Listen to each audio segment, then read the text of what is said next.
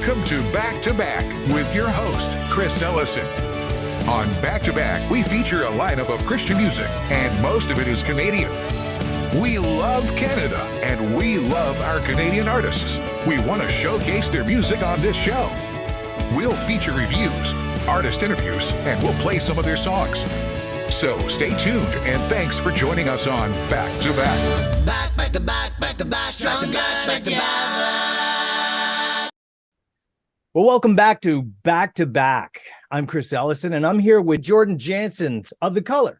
I caught up with him in the midst of his busy schedule. He was able to secure some time to talk with us about their journey and his journey and the Christian music industry. And there's some exciting things that they're involved with, and we want to hear about that. So, Jordan, welcome to the show.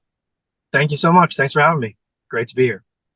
Well, The Color, you've been around since 2012. I think you first recorded your first album, or you started recording in 2011. And you have a distinctive sound that blends, various musical styles. So I was wondering if you could tell us a little bit about, where you guys are right now and what you're doing and some of the plans, and we'll get there. But maybe talk about your musical style and how the band develops its unique musical identity, and particularly in the realm of Christian music. Yeah, that's a great question. And it's one that in each season looks a little bit different. When we first made our record in 2011, 2012, that actually was the way that began was actually as my solo project. And I had done one record and I was making a second record. But the thing that was different about this time around was that there was other people involved. And so I had some bandmates that were a part of the Jordan Janzen band that were making music with me. And so one guy in particular, James, we started to just write some of these songs that were going to be part of this record, and we started to have his influence and then some of the influence of the other guys that were involved in the band. And so that first record is really like a rock and roll record, and it is reflective of all the influences that came from the people who were involved at the time. And then we went through a process of just trying to we got some radio success here in Canada on Christian radio, and a couple songs that weren't necessarily like pointing directly to Jesus or specifically, but had positive themes. And so when we started to make our next record, which was our Eyes Wide Open album, then we just knew that we wanted it to be a little more accessible and be a sound that could be a little more broad. And so we decided to take some of those rock elements and push them aside and lean a little more into the pop thing. And at the time we had most of the same people involved in making that record, but it was a little bit different. And we really decided to get some expertise down in Nashville and hired a producer to come alongside of us. His name's Rusty Varenkamp. And so he helped us write some songs, and he helped us really lean into what he knew about radio. He had some success previously with some bands like 10th Avenue North. And so, I think stylistically, one of the things that has been just a constant in our process has been what is the way that we can reach the most people using our skill sets. And so I think one of the things that I bring to the table from both a writing perspective and also with my voice, being the vocalist is pop elements. And I think that pop music it does hit a pretty wide audience. And so that has been part of our process creatively of why we've sonically sounded the way that we've sounded over the years. And we've kind of, it's been interesting the last couple of records that we've been able to make, where we've been able to bring some of those initial creativities back into the music, some of the guitar driven stuff that we had done on our first record. You kind of hear a bit more of that now in our last record, our No Greater Love album. And it's a bit, I'm rambling a little bit here, but there's definitely been intentionality in each of the steps, and we haven't always known exactly where we want to go, but more and more as we've been doing this now over a decade, one of the things that is clear is that we are the sum of all parts, and we are our best when we are able to bring different creative elements from each person. And so we do work towards having that be a part of each song. So who's involved in the writing process? And a lot of your writing really focuses on a powerful messages of faith and hope. So what themes or experiences inspire your songwriting, whether it's yourself or as a part of the band? Yeah, well, to answer your first question, every song's a little bit different. We went many years where James and I we were the kind of the co-writers, and then we bring other people to help us co-write. We learned early on that co-writing was definitely something we enjoyed, and so oftentimes that would specifically look like going down to Nashville and bringing different songwriters who work within the Christian music industry to help us write better songs. And so we did that for a lot of years, and now that James stepped out a couple of years ago, then I've been the core writer, and the process looks the same. We're bringing other people in, we're connecting mainly with songwriters who are based out in Nashville, and continue to write. The whole concept, or the whole the heart behind the color, is this idea that color brings life to the world around us, and that's what we want to do with our music. And so it's very, very specifically focused on bringing messages of hope, and not only hope in the sense of just believing that there's a God who cares for us and that we are going to be okay, but also allowing the realness of life to be a part of those songs. And so there's hope, but also life is hard. And those things, I think, those two themes you'll hear pretty consistently throughout our songs. Right. Yeah, your album First Day of My Life received significant acclaim. So can you share sort of the inspiration behind that project and how it reflects on the band's journey?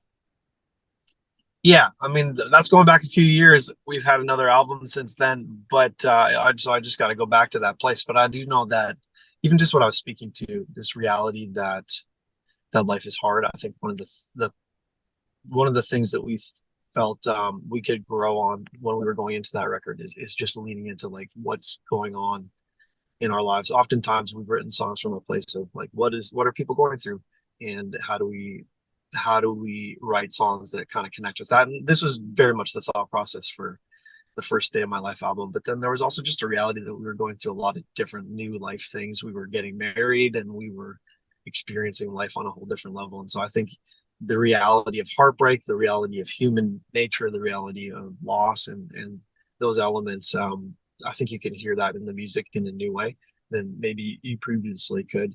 And then, but also just like, I think one of the cool parts about that record was we sort of discovered that we can actually we can write fun music, and you really hear that pop guitar element in a lot of those songs, in Surprise and First Day of My Life, in First Time. And so you really do get, I think, what people know as the color as like fun energy really kind of took shape in that record. Yeah. What about your recent record? That makes sense. Yeah, it does. It does. Now, your most current record, I mean, does over the course of writing several albums and songs, and like you say, you are where you are in the journey at that time, and now Right. years later, is the focus different or more or deeper, or do you find that there's a change, or the type of writing you do, you are who you are, or did it evolve? No, I think the No Greater Love album is really the first album where we felt we were able to pull some of those original, like, this is what comes naturally to each one of us. This is like creatively who we are at our core, and instead of trying to necessarily like just write for radio, we were able to bring some of our originality back into the music. And I think that was a kind of a special season. We wrote 60 songs for that album and narrowed it down to 10. And in that process, we brought other people in, and we did a panel with our fans. Had like 150 people listen to our pick of like the top 25 songs. They picked their top 5, and then we used that data to inform what the record was going to be. So that, I think that record as a whole is just kind of special. I don't know if we'll ever get to do that again. We recorded it all for the most part in isolation during COVID. We were at my parents' farm, and we took 14 days to just hammer out these songs. But I think what that song was a step towards, or sorry, that record was really a step towards us not only looking outwardly and saying, what do people need to hear, but looking at like what's going on in our own lives, and how can we allow those stories and that pain and that hurt and that joy and that all of those human experiences, how can we let that inform the songs, and then we can point them in a direction that can hopefully be accessible to as many people as possible.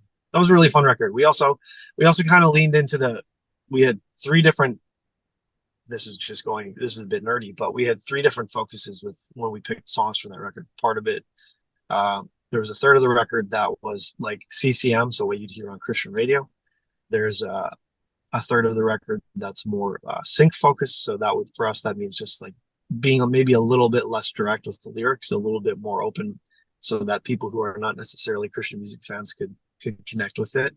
And it feels good, and it makes you move, and it makes you feel something, but it's not necessarily pointing specifically to Jesus lyric. Mm-hmm. And then the third part was worship, and that's something that we've done for all of our lives, and it's been part of our live show and a part of what we do as a band. But we were able to really bring that into the album, so it's a special record.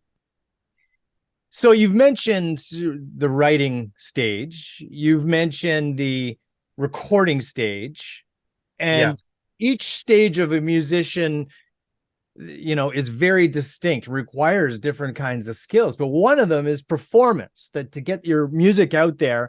And you know, it's a key aspect of connecting with fans. So how do you prepare for shows? You talked about it being fun and live, and what do you do and what do you enjoy most about performing live? How do we prepare for shows? We prepare for shows. I think that's a good question.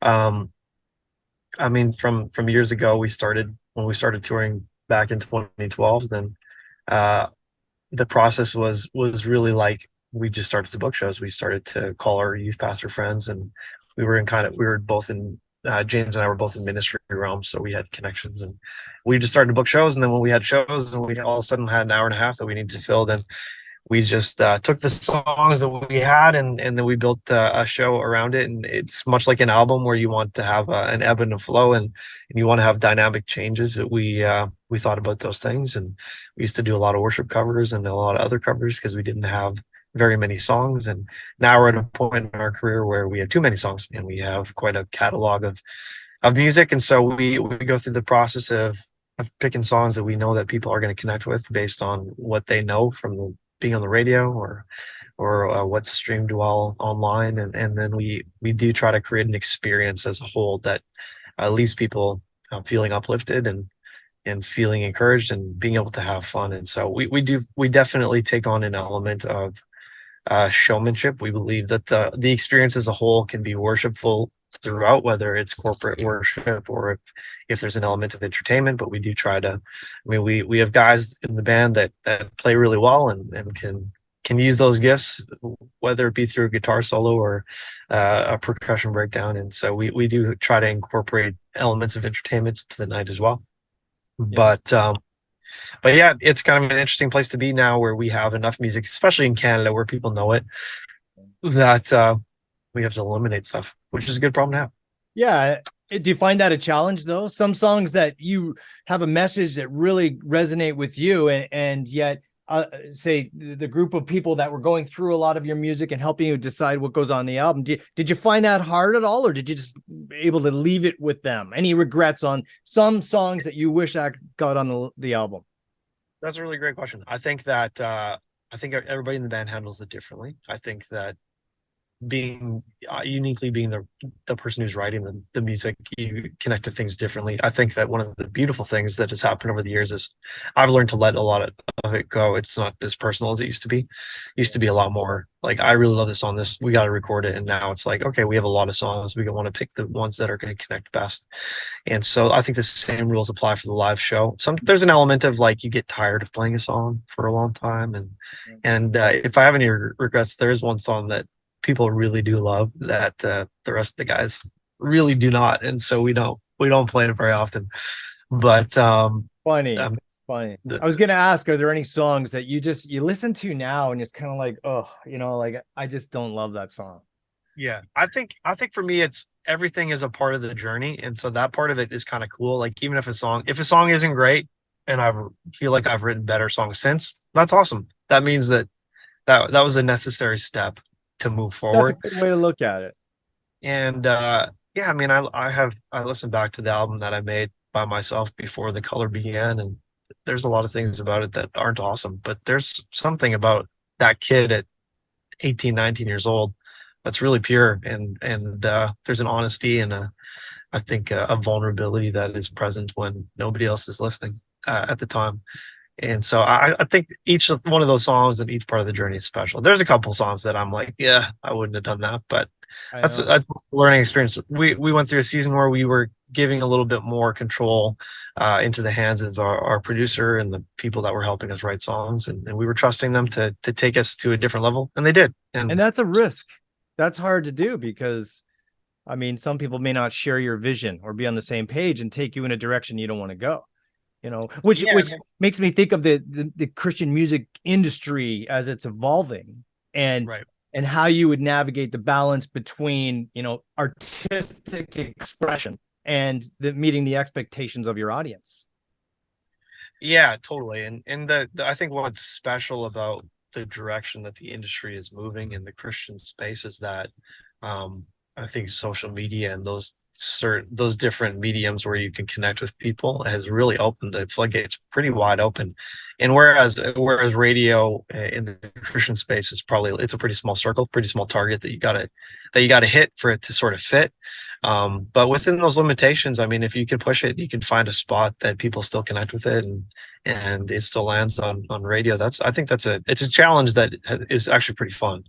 It can be frustrating at times too when people don't latch onto it or radio doesn't believe in the same vision that you have for it. But like I said, when you have YouTube and Instagram and TikTok and all Facebook and all these different areas where you can release music to the world, though it can be challenging and the algorithms can be a little bit intimidating and it can consume you, I think that the beautiful thing is that people can access your music at any time. And so I'm trying to look at it as half full for sure at this point. I know it's bittersweet because it's access to everything that you want the world to have access to, but there's so much more material that it's hard to get noticed. So let's talk about the Canadian Christian music industry. I mean, people are talking about how it has changed over the years, whether the pandemic played a part, whether the Spotify online streaming versus selling your CDs in stores. Churches have kind of changed their direction and I think become more insular on their congregation and what's provided. And so things have changed for an artist going out there. It's really challenging more than it used to be because there's not the places to get airplay, because like you say, radio stations have sort of a narrow kind of genre space that they want to stay within. And so I think the challenge is, I mean, for me as an artist, is that I think we need more Canadian made Christian music out there in the airwaves. And I think and talking with other people, a lot of the challenge has been is people have just kind of fell off, just kind of gone dormant, because there's not the infrastructure to support, say, a full-time music ministry. So everything's changed. How do you feel about, the industry in Canada? And is there more that people can do, say other artists out there who are listening, who want to get some help, but it's completely different terrain than say 20 years ago? Yeah, that's a good question. One that I don't know if I have to be careful, but I think I have to be mindful of how I respond, because I mean, in some realms, I feel like we entered into the industry when things were already, when we came into the industry in 2013 and started even going down to Nashville and just getting a sense of what the Christian music industry is, because we really didn't know before. They were coming. It was a time where online music was like a real thing and people weren't selling albums, and it was pretty negative in nature. And so I think that when you speak that stuff out, I think that those things are true, but I don't know if I've ever really known anything that's been like super fruitful and different.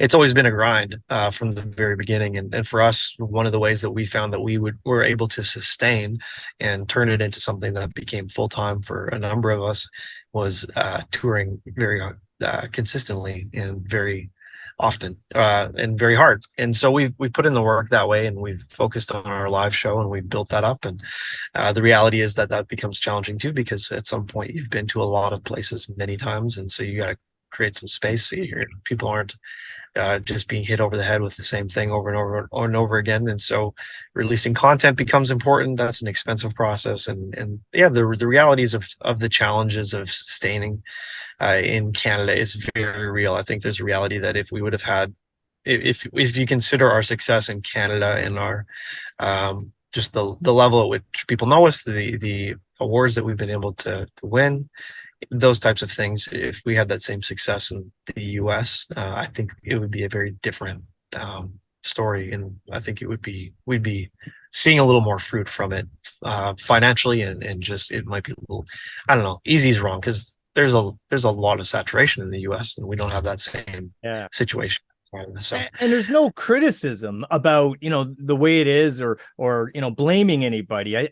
I think it's more about, we're kind of in this place that is our common day reality. So how do we, at a grassroots level, recreate and expand, and across Canada, and so we're just trying to understand it and find ways to and it's almost at a grassroots level, where we're kind of starting from scratch in some ways. I mean, at least that's the input that I've been getting from other artists, and nobody's mad. Nobody's pointing fingers and saying, well, it's them, or but it's just the reality. So how do we recreate opportunities where there may be not what there used to be? It's just different, and we just have to get used to the different. Yeah. And to answer that second part of your question, I think that things you can do. I think the community part is important. I think one of the cool parts is we used to be able to go out to the GMAs, and a lot of that community moments were really helpful. But there's a reality too, that in some ways we're in Manitoba. We're kind of separated from a lot of the population, and so there is a reality that some of our journey has been a bit insular. It's been us. We have our team internally. We have our people that are right around us in our support system, but that can be hard for people to find. It doesn't necessarily come naturally for other artists, and it can be its own challenge. And so I always say that one of the cool things about Canada is that Canadian radio at this point actually has something called CanCon, where they do have to play a certain amount of Canadian content by law on their radio stations. And so I think that's a pretty significant advantage for us as Canadian Christian artists. And so one of the things that we've always focused on is just making the best music we possibly can, so that radio stations want to play it. And so for us, there are certain areas where we had lacked previously, and being able to record it at a higher quality, even just being able to write the songs at a high quality. And so we invested our time and our money into partnering with people who knew how to do it better than us, and through that have been able to grow. And I think we write better songs now on our own than we used to, and we've been able to grow in those areas, and we are releasing higher quality content. But I do believe that Canadian Christian radio wants to play Canadian Christian content. We just gotta give them the content that they want to that they can play. And so I think raising the bar in terms of our quality is important, and I think that's something that we've been challenged with, and we have taken seriously. And I know that's sometimes easier said than done, because that takes resources and finances, and that can be tough to do. But I don't know if that answers your question, but I think there's a reality of, like, you're kind of asking two different things. I think if it's about, we want more Canadian content out there, I do think that's a possibility and something that we can all work towards in terms of raising that bar better to continue to grow. And then I think that in terms of not being so alone in all of it, that's a real thing. And I think that there's certain things that we have had in place that have maybe been going a little bit stronger in terms of people's availability, and the GMA Canada organization has been an important one for us as a band, but it looks different than it did 6 years ago. So you are right in that. Yeah. Brian Dorkson talks about it as redeveloping or developing a sense of community and mentorship. Carolyn Aarons talks about, Canadian content or Canadian made Christian material as, in some circles, we've lost the concept of supporting the arts, the Christian artists and bands creating some creative stuff, content, and in a variety of sorts. And that a lot of bands are moving more toward, certain genres, and it's not neither good nor bad. It's just, it's a reminder for us all that sense of community, and finding a place for other artists who might have good material to come back to. And I've heard it so many times, they just go away because there's nothing and there's no opportunities, and it is the way it is. but how to find a way to get them back in, to offer a sense of community, and support development and creativity. So I think it's something that people are talking about. I'm just recently had a number of conversations with different people who kind of, in a like-minded way, we need to kind of get back to basics maybe, or find a place for people to go who are creatives, who are looking, who have something to say, to find a place to do it. And so that's what we're striving for. And yeah, the GMA, I mean, it's great at trying to provide a collective of artists and opportunities. And that's great. Well, let's look at your, the goals of the future of the band.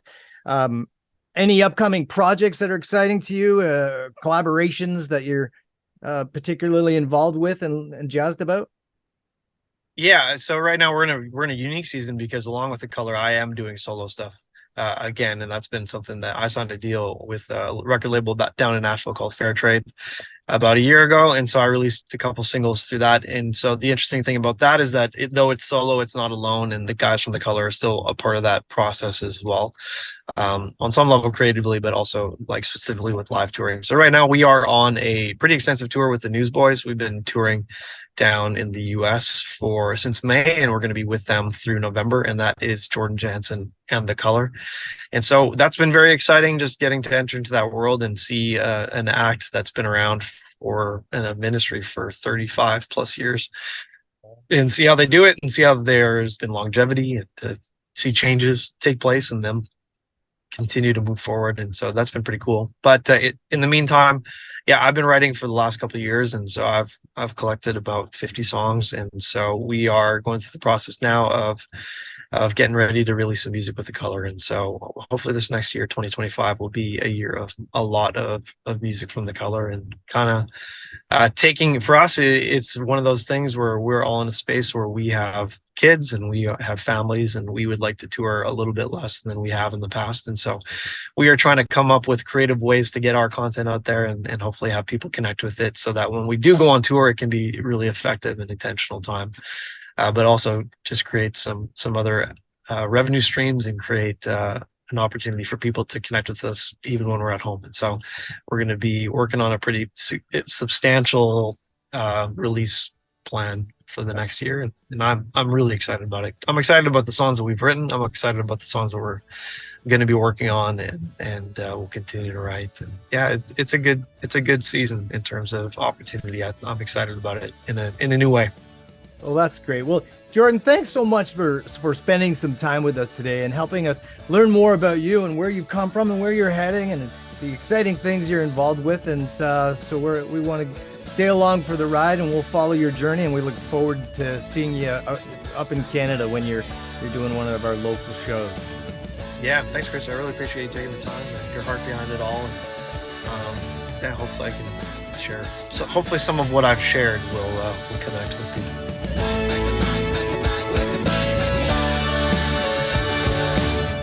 You've been listening to Back to Back, and we thank you for tuning in. Don't forget to check us out at www.Back2BackRadio.ca. If you know a Canadian Christian artist that you want to hear on this program, let us know. Well, check us out next week right here on Back to Back. Back to back, strong back together.